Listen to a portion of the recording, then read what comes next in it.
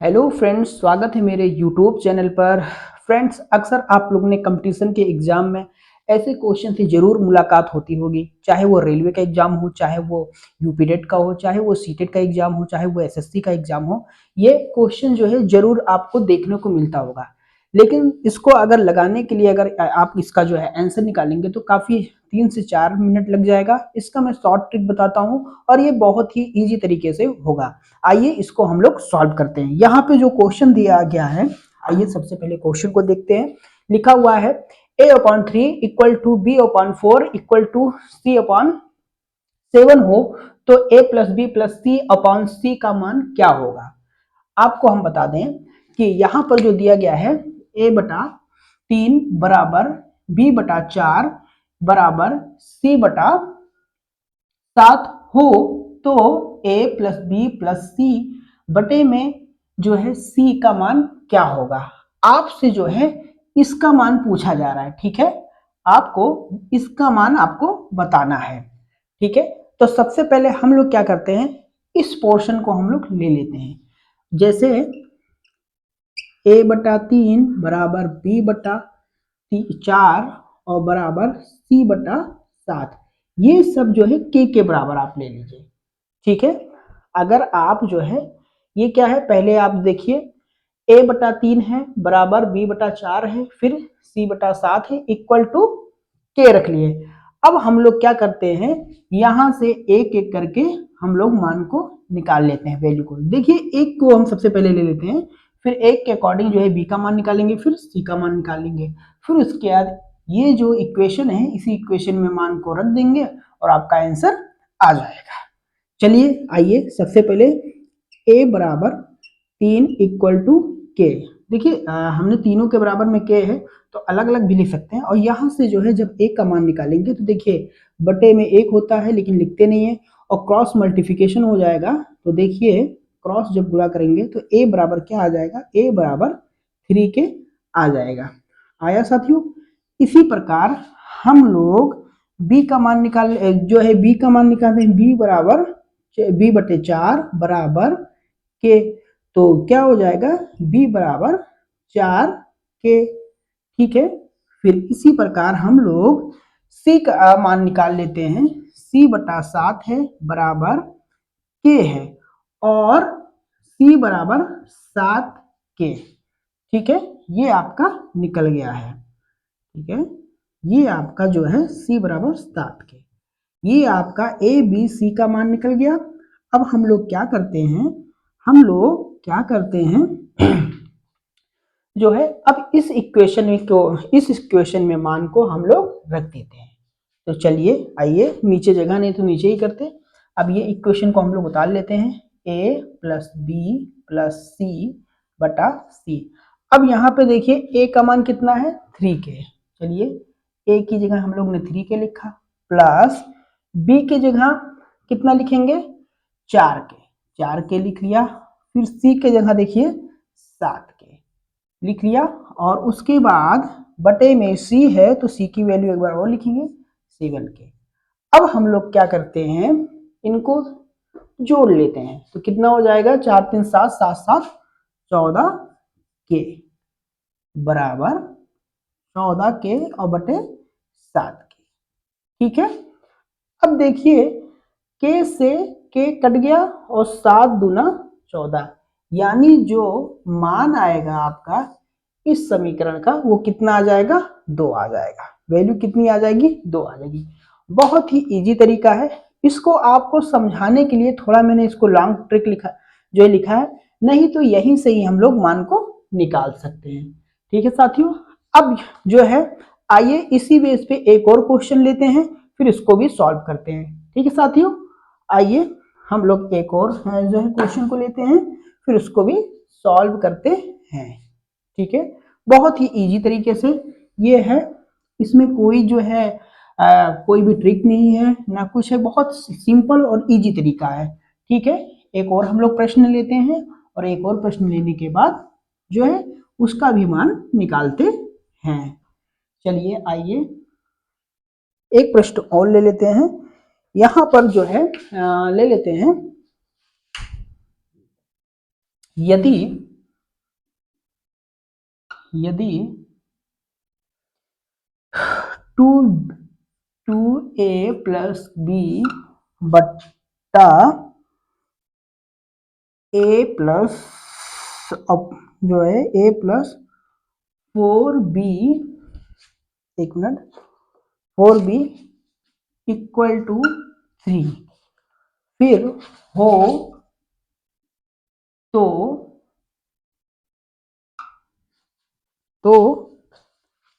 a plus b बटे बटे a plus 2b का मान बताइए, 2b का मान बताइए। ठीक है, आपको एक और प्रश्न हमने ले लिया है, क्वेश्चन को ले लिया है। आइए इसको हम लोग सॉल्व करते हैं। बहुत ही इजी तरीका है, बस आपको देखने में लग रहा है कि काफी जो है ये कठिन है, बट बहुत ही इजी तरीका है। फ्रेंड्स, सबसे पहले आप क्वेश्चन क्या दिया गया है, क्वेश्चन को हम लोग पढ़ते हैं, फिर इसी के अकॉर्डिंग हम लोग सॉल्व करते हैं। ठीक है, यहाँ पर जो है दिया गया है 2a प्लस बी बटे में है a प्लस 4b बराबर 3 हो तो a प्लस बी बटे a प्लस 2b का मान क्या होगा, यानी कि इसका मान आपको पूछ रहा है। तो सबसे पहले साथियों हम लोग क्या करते हैं, यहां से क्या करते हैं, हम लोग इस इक्वेशन को हम लोग सॉल्व कर लेते हैं। ठीक है, तो आइए एक बार और लिखते हैं, 2a प्लस बी बटे a plus 4b equal to 3। ठीक है, अब इस इक्वेशन से हम लोग क्या करते हैं, a का मान सबसे पहले a का मान निकाल लेते हैं। अक्सर आप लोग ने जो है बराबर में 3 है, इसके बटे में 1 होता है जो हम लोग लिखते नहीं है, हम लोग क्रॉस मल्टीप्लिकेशन को कर लेते हैं। जब क्रॉस मल्टीप्लिकेशन करेंगे तो देखिए, तो यहाँ 1 से गुणा करेंगे तो ये जो है 2a प्लस बी हो जाएगा। फिर अब क्या करते हैं, जो हर में है 3 से गुणा करते हैं बराबर में, लेकिन याद रखिएगा 3a और प्लस कितना होता है, 4 3 12 b, ये आपका आ गया। अब ये हमको जो इक्वेशन मिली है, इस इक्वेशन से साथियों एक बार देखिए, इस इक्वेशन से हम लोग क्या करते हैं, हम लोग a का मान को निकाल लेते हैं, a की वैल्यू को हम लोग निकाल लेते हैं। तो देखिए a की वैल्यू के लिए हम लोग सबसे पहले क्या करते हैं, ये जो आपका a है, ठीक है, a को क्या करते हैं, ये जो है लेफ्ट हैंड साइड है और ये राइट हैंड साइड है। ठीक है, तो हम लोग उस पक्ष में जो है इक्वल टू के उधर भेजेंगे तो क्या हो जाता है, प्लस का माइनस हो जाता है, तो 3a माइनस 2a हो जाएगा। ठीक है, इसको हमने क्या कर दिया, उधर भेज दिया। ठीक है, और उसके बाद क्या हो जाएगा यहां पर प्लस, नहीं 1 सेकंड, आपको थोड़ा दिक्कत होगा, हमने a को उधर भेज दिया और जो b है इसको इधर ले आते हैं। ठीक है, तो बराबर ये देखिए इधर जब आएगा तो ये आ जाएगा माइनस का 12b और प्लस b। ठीक है, और 3a में से एक a जब घटाएंगे तो क्या आ जाए, 2a घटाएंगे तो क्या आ जाएगा, a बचेगा, और यहाँ पे माइनस का 12b है और प्लस b है, तो कितना बचेगा, माइनस का 11b बचेगा। यहाँ पे जो a का मान आया है, ये आपको समझ में आया साथियों? मैं एक बार और पुनः समझा देता हूँ, थोड़ा सा जो है आपको समझाने के चक्कर में मैं भी कंफ्यूज हो गया। देखिए हम लोग ने क्रॉस मल्टीप्लिकेशन किया, ये देखिए क्या हो गया, सबसे पहले देखिए हम लोग इसके जो है गुणा करते हैं, अपान में 1 होता है जो लिखते नहीं है, तो सीधे सीधा हमने 2a प्लस बी लिख लिया इक्वल टू, फिर यहाँ से जब गुणा करते हैं तो 3a प्लस 12b हो जाएगा। ठीक है, 4 3 12 पूरा हो गया। फिर हम लोग ने क्या किया, जो 3a है ये जो है 3a को इधर ले आए। ठीक है, तो ये जो है 3a जो इधर आएगा, या हम लोग 2a को इधर ही भेज देते हैं, सही रहेगा, आपका साइन जो है माइनस हो जाएगा, हमने 2a को इधर कर दिया, तो देखिए 3a माइनस 2a, ये माइनस हो जाएगा, उस पक्ष में जाएगा। और देखिए साथियों, और यहाँ का जो 12 भी है इस पक्ष में ले आए, तो ये माइनस का 12e प्लस का b, और घट के a की वैल्यू -11 भी आ गया। अब क्या करते हैं फिर, अब इसी के जो है हम लोग क्या करते हैं, इस वाले इक्वेशन में रख देते हैं वैल्यू को, पूरा पूरा a का वैल्यू रख देते हैं। तो आइए a प्लस बी बटा a प्लस 2b है, 2b है। और उसके बाद अब a की जगह 11 भी रखेंगे, यहाँ पर भी और यहाँ भी है, a की जगह -11 भी रखेंगे। ठीक है, -11 भी प्लस का v, और यहाँ पे भी ये है तो -11 भी प्लस का 2b।